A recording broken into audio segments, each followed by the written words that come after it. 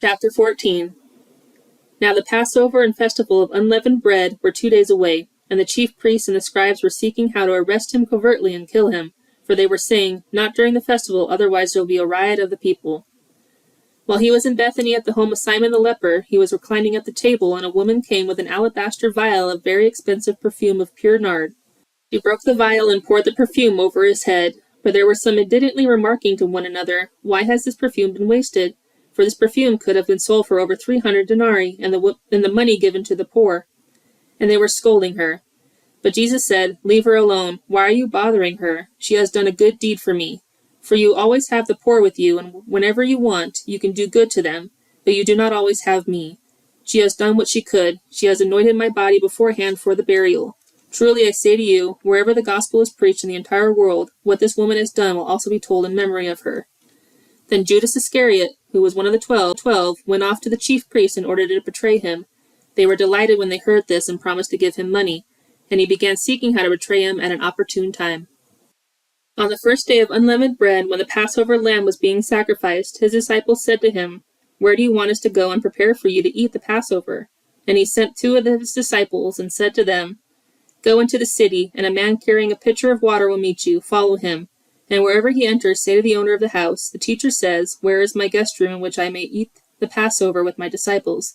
And he himself will show you a large upstairs room, furnished and ready. Prepare for us there."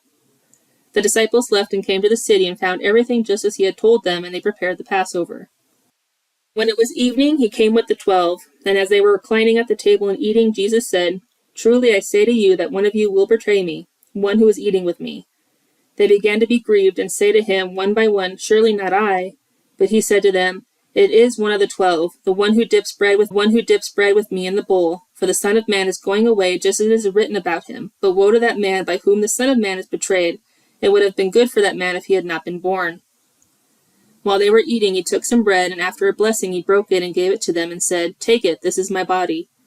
And when he had taken a cup and given thanks, he gave it to them, and they all drank from it. And he said to them, "This is my blood of the covenant, which is being poured out for many. Truly I say to you, I will not drink of the fruit of the vine again until that day when I drink it new in the kingdom of God." And after singing a hymn, they went out to the Mount of Olives. And Jesus said to them, "You will all fall away, because it is written, 'I will strike the shepherd, and the sheep will be scattered.' But after I am raised, I will go ahead of you to Galilee." But Peter said to him, "Even if they all fall away, yet I will not." And Jesus said to him, "Truly I say to you, that this very night, before a rooster crows twice, you yourself will deny me 3 times. But Peter repeatedly said insistently, "Even if I have to die with you, I will not you." And they all were saying the same thing as well. They came to a place named Gethsemane, and he said to his disciples, "Sit here until I have prayed." And he took with him Peter, James, and John, and began to be very distressed and troubled. And he said to them, "My soul is deeply grieved, to the point of death. Remain here and keep watch." And he went a little beyond them and fell to the ground and began praying that if it were possible, the hour might pass him by. And he was saying, "Abba, Father, all things are possible for you. Remove this cup from me. Yet not what I will, but what you will." And he came and found them sleeping and said to Peter, "Simon, are you asleep? Could you not keep watch for 1 hour? Keep watching and praying, so that you will not come into temptation. The spirit is willing, but the flesh is weak." And again he went away and prayed, saying the same words. And again he came and found them sleeping, for their eyes were heavy, and they did not know what to say in reply to him. And he came the 3rd time and said to them, "Are you still sleeping and resting? That is enough. The hour has come. Behold, the Son of Man is being betrayed in the hands of sinners. Get up, let's go. Behold, the one who is betraying me is near." And immediately while he was still speaking, Judas, one of the 12, came up accompanied by a crowd with swords and clubs, who were from the chief priests, the scribes, and the elders. Now he who was betraying him had given them a signal, saying, "Whoever I kiss, he is the one. Arrest him and lead him away under guard." And after coming, Judas immediately went to him and said, "Rabbi," and kissed him. And they laid hands on him and arrested him. But one of those who stood by drew his sword and struck the slave of the high priest and cut off his ear. And Jesus said to them, "Have you come out with swords and clubs to arrest me, as you would against a man inciting a revolt?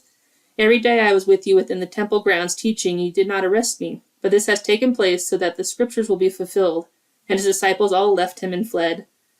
A young man who was following him, wearing nothing but a linen sheet over his naked body, and they seized him, but he pulled free of the linen sheet and escaped naked. They led Jesus away to the high priest, and all the chief priests, elders, and the scribes gathered together. And Peter had followed him at a distance right into the courtyard of the high priest. And he was sitting with the officers and warming himself at the fire. Now the chief priests and the entire council were trying to obtain testimony against Jesus to put him to death, and they were not finding any. For many people were giving false testimony against him, and so their testimonies were not consistent.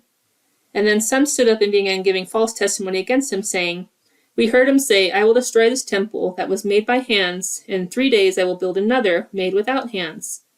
And not even in this respect was their testimony consistent. And then the high priest stood up and came forward and questioned Jesus, saying, "Do you not offer any answer for what these men are testifying against you?"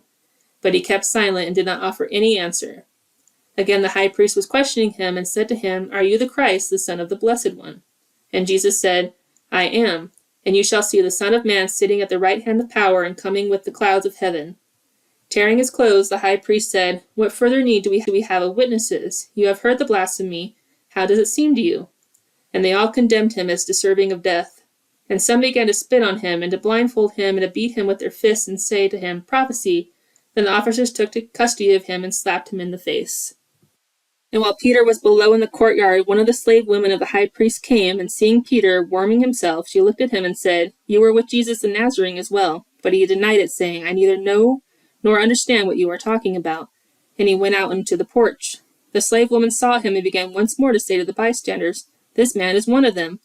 But again he denied, and after a little while the bystanders were again saying to Peter, "You really are one of them, for you are a Galilean as well." But he began to curse himself and to swear, "I do not know this man of whom you speak." And immediately a rooster crowed a second time, and Peter remembered how Jesus had made the remark to him, "Before a rooster crows twice, you will deny me 3 times." And he hurried on and began to